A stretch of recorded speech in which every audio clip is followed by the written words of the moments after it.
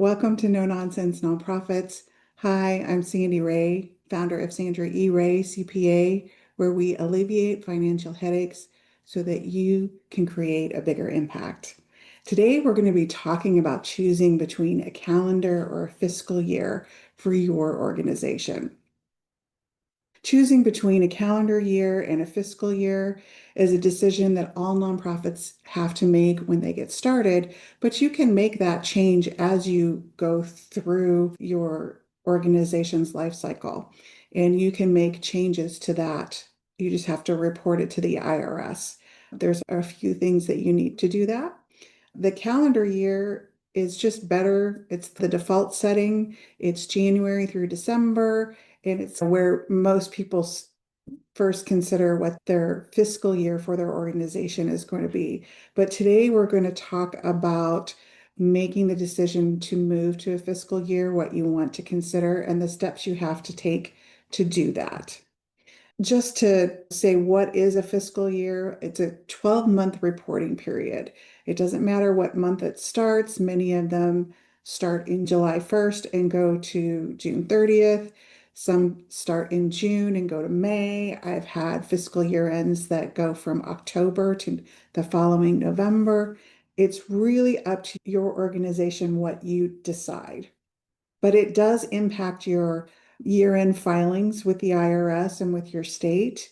So you want to be very cognizant of that and how that's going to push those, where it's going to put those deadlines in your business cycle.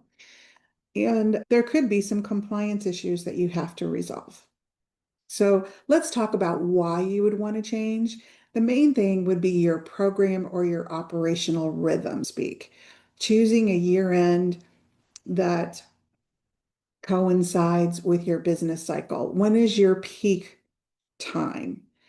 Again, we've got a lot of July through June fiscal year ends where there's school-related programs.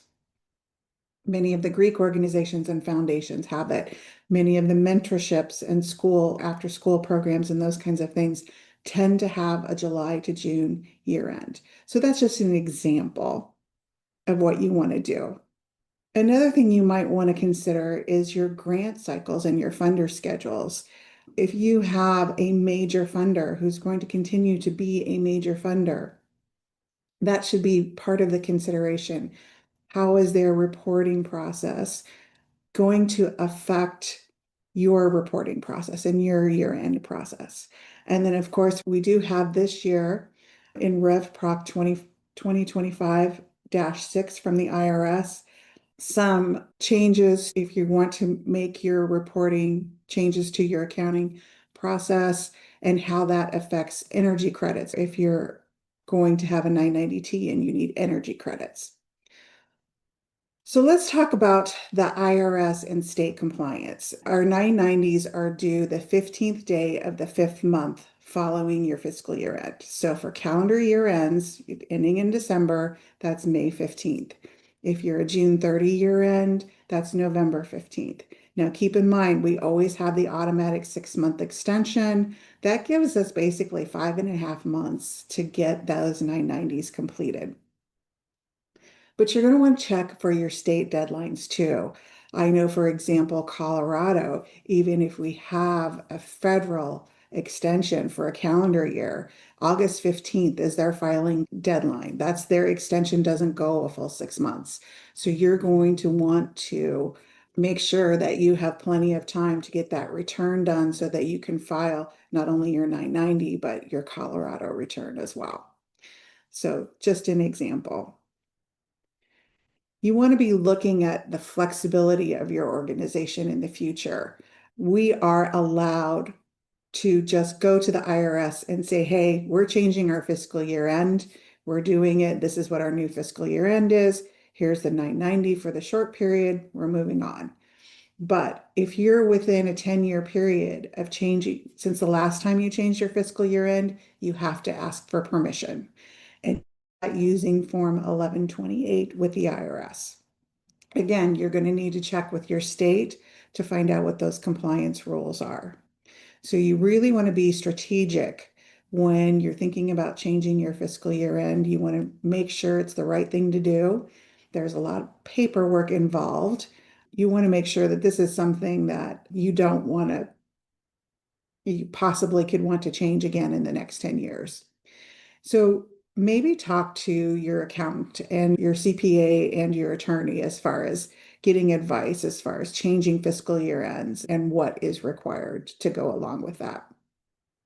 When you are dealing with changing your fiscal year ends, there's things that you're going to have to do, like file with the Secretary of State, let your grantors know. How does this change your unrelated business income tax?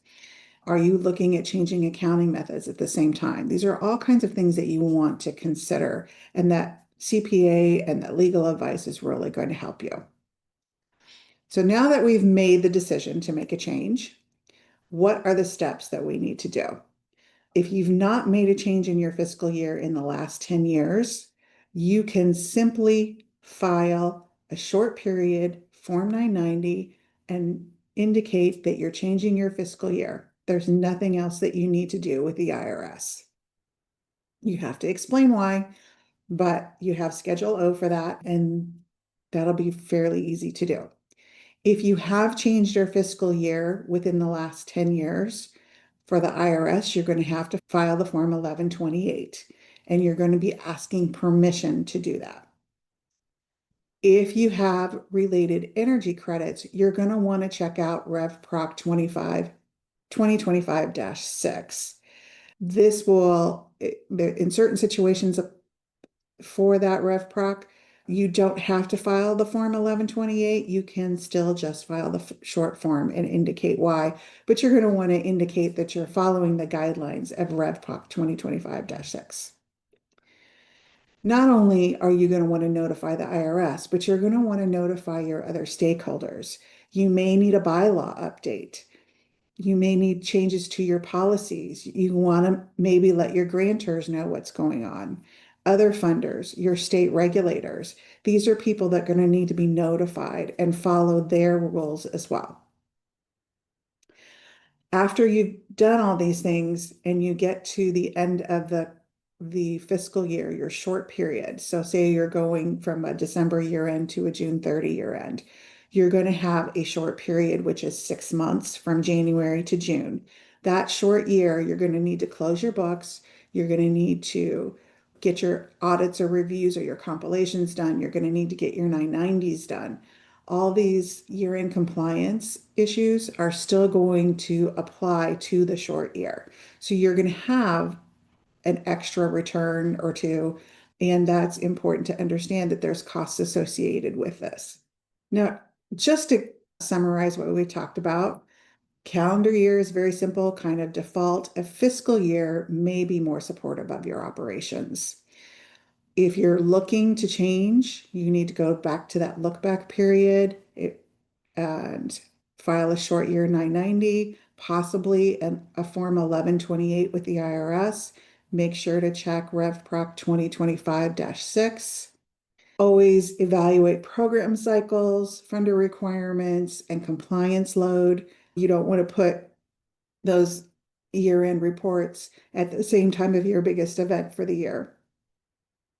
Make sure you file correctly with the IRS and their state.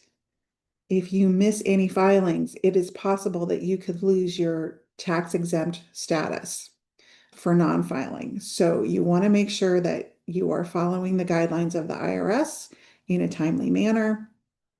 So I suggest that you work with an experienced not-for-profit CPA who help you stay compliant. I hope this was helpful for you today. And if you have any questions on this or other topics, please let me know by putting those in the comment section below. Of course, we always appreciate your likes, and I want to thank you for joining me today. Remember, creating a bigger impact starts with stopping the nonsense. If you're dealing with nonsense in your nonprofit organization, we'd love to help you cut through the noise.